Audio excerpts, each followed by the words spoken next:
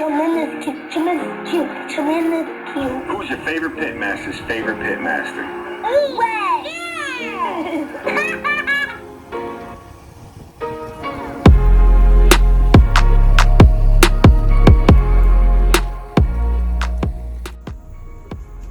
Hey, what's going on, Tremendous Q fans? It's your boy here, Way Morse, owner of Pitmaster Tremendous Q, and today I got a ridiculous video for you guys, alright?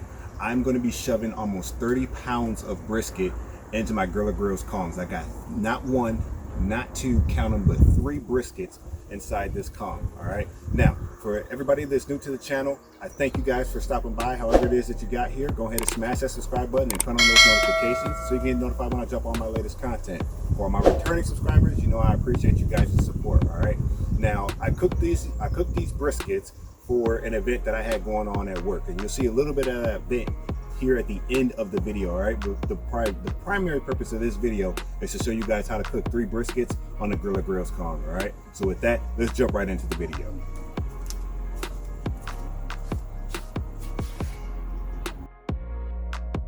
All right, so as I mentioned, we are packing a lot into this video and the Kong. All right, I'm actually cooking these 3 briskets for an event for work. Okay, I and a friend are going to be representing the American table at an event for work with a couple of other nations that are also going to be there as well. All right, so let's jump into the video. All right, first things first, we got to go ahead and get the briskets prepped. Now, for those of you that have been following me for a while, you know that when I first ordered the Kong, the rack that sits on top, so not the bottom rack, but the rack that sits on top, there was a manufacturer defect. It did not fold open correctly. So I sent a note to Grilla Grills, and they sent me a replacement rack.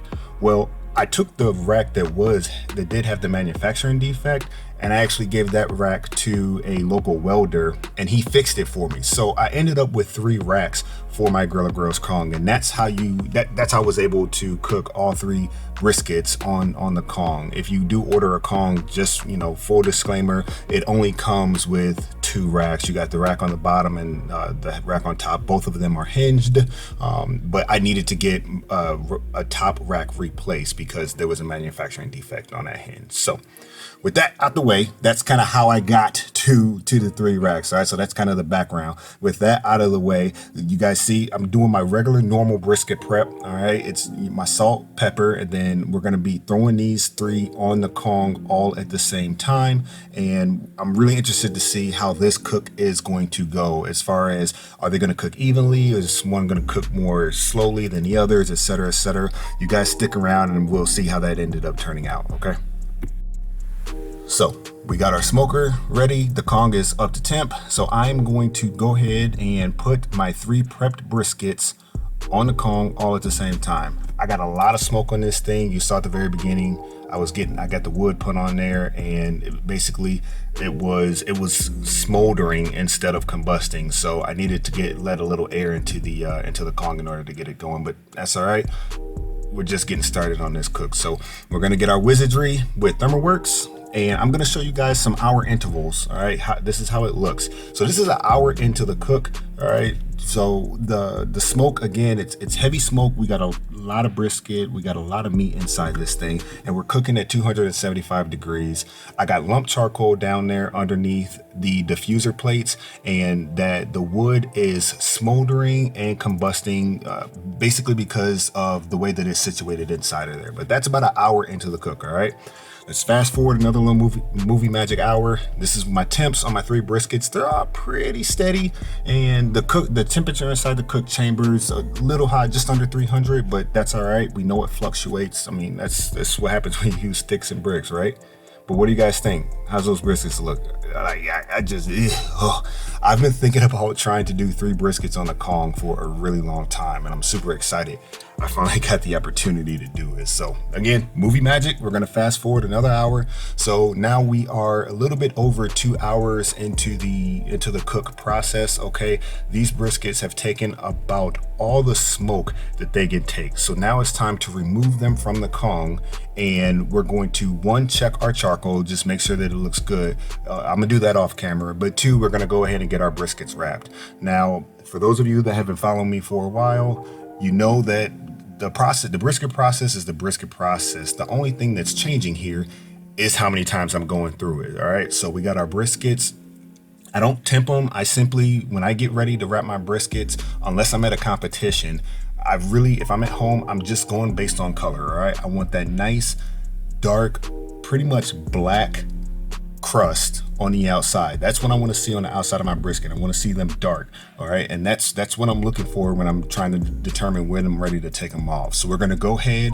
I showed you guys one kind of regular speed about getting the brisket wrap, but we're going to go ahead and use a little movie magic, and we're going to fast forward through the other two briskets so I can save you guys a little bit of time. All right, now as I'm wrapping these briskets, I wanted to kind of drop another tip for you guys. Okay, when you're cooking brisket on your smoker, one of the things that you need to do is kind of anticipate timings. Okay, now I typically tell folks that if you're cooking at 225, 250, you're looking at about an hour and a half per pound.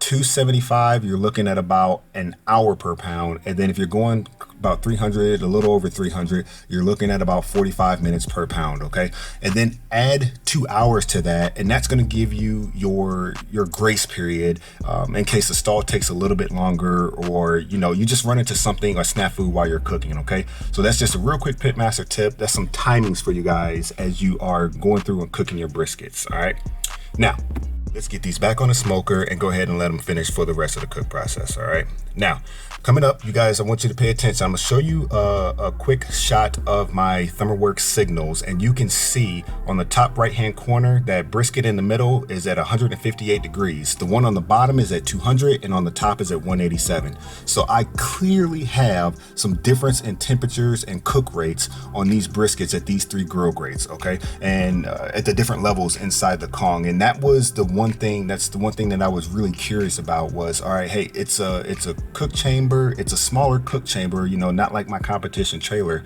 but is it going to cook all three briskets at the same temp, or because they were at different levels, the heat hitting the bottom brisket first, and then heat rises, so you have it trapped at the top as it's getting ready to escape the vent, the stack at the top of the Kong.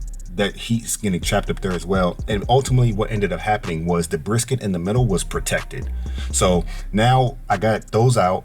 I didn't have to touch the charcoal when I wrapped the briskets, but now that I'm getting ready to rotate these briskets so that they cook evenly, I'm gonna go ahead and add a little charcoal that you guys saw me do there. All right, so now what I'm doing here is the way I initially put them inside the smoker is I put the smallest on top. It was an 8-pounder, the middle 9 pounds, and the very bottom brisket was 10 pounds. And that was because the heat I figured was going to be stronger at the bottom of the cook chamber if there was going to be a difference in temperature. So what I did was I put that bottom brisket in the middle because it was at 200 degrees, and I pull my briskets starting at about 208 all the way up to 212. Okay, so because that one was very close and the middle brisket was only at 158, I went ahead and put them in the middle. Now got them back on the smoker, and as you can see, we got an even 209 across the board. All right, I'm showing you guys the app on the phone, the ThermalWorks Signals app on the phone,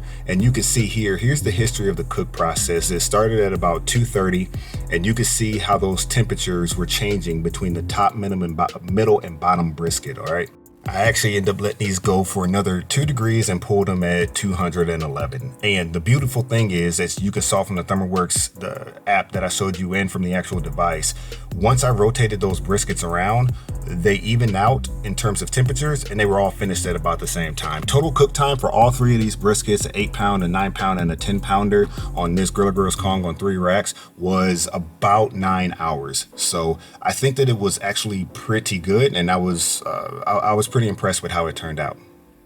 Now, as I said, I was cooking for an event, all right, representing the American table. So we got the flag. So I'm not going to show you guys the typical cut video that I do, but I'm going to zoom in for operational security purposes. I can't show faces, and I'm not going to show any of the other nations that are at the table, at the event. But I am going to go ahead and zoom in so that you guys can see how tender these briskets end up turning out. You saw all the moisture from when I was rotating them around on the down on the actual smoker and getting ready to pull them off. Now you can see as I'm cutting through these briskets, they are absolutely just falling apart. Now, you know, my competition bubbas out there know that these briskets are overdone, but for an event like this, people who are just trying brisket, or if you're just cooking for your family, 211 fork tender, actually it's more than fork tender, you see it's falling apart. This is exactly what you're looking for at an event. All right, so if you guys stuck around this long in the video, I appreciate it. Please give it a thumbs up so I can bring you more content like this, and we'll see you in the next video here on the channel. All right, leave a comment in the section down below, and I'll see you guys in the next video. Peace.